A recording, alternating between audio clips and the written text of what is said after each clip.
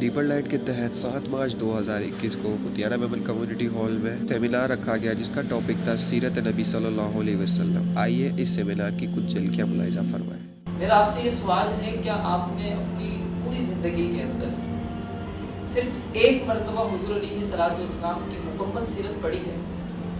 کیا پوری زندگی میں، ہماری زندگی کسی کی 25 سال ہوگی، کسی کی 20 سال ہوگی، کسی کی 30 سال ہوگی، ممکن ہے کسی کی اس سے بھی زیادہ عمر ہو، اس سیرت کے اندر ہر چیز کا حل ہے، عالمی مسائل کا حل، زکوٰۃ کا نظام قائم فرمایا، خودکشی کا آپ ریشو نکالیں، کبھی اس کی ریسرچ پڑھیں۔ آپ علیہ الصلوۃ والسلام نے یہ ارشاد فرمایا کہ غریب رشتہ داروں کے ساتھ اس نے سلوک کرو۔ 2 سال کے بعد پوری اسلامی سلطنت کے اندر کوئی زکوٰۃ دینے والا نہیں۔ حضور علیہ الصلوۃ والسلام نے عالمی مسائل کا حل سیرت میں بیان فرمایا ہے، حالانکہ حضور علیہ الصلوۃ والسلام نے یہ ارشاد فرمایا کہ مارکیٹ کو ٹیکس فری ہونا چاہیے۔ بھائی وہ صرف دین کی تعلیم دینے کے لیے نہیں آئے تھے، وہ لوگوں کو زندگی کا ہنر سکھانے آئے تھے۔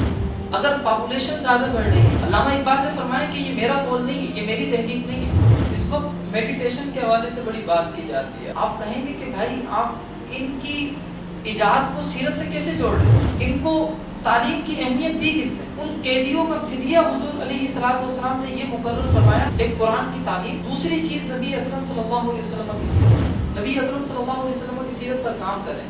تو سیرت کا پہلا سبق یہ ہے کہ اپنی ذات میں کوشش کریں کہ رسول اللہ صلی اللہ علیہ وسلم کی زندگی پروگریسو تھی، comfort zone. The moment you are in comfort zone تو مسلسل آگے بڑھنا، مسلسل جدوجہد کو جاری رکھنا، یہ ہے سیرت رسول۔ جس کا پیٹ خالی ہوگا اس کا دماغ نہیں چل سکتا۔ جب پیٹ بھرا ہوا ہوگا دماغ چلے گا، جب دماغ چلے گا تو ایجادات ہوں گی، جب ایجادات ہوں گی تو پاکستان اور اسلام کا نام مقام ہوگا۔ جب آپ نوجوانوں کو اس طرح کے کورسز دیں گے کہ جس میں ان کو گائیڈ لائن ملے کہ بھائی آپ کو کس طرح زندگی گزارنی ہے، تو آپ بتائیں کیا اس طرح کے ریشو بڑھیں گے؟ نہیں بڑھیں گے۔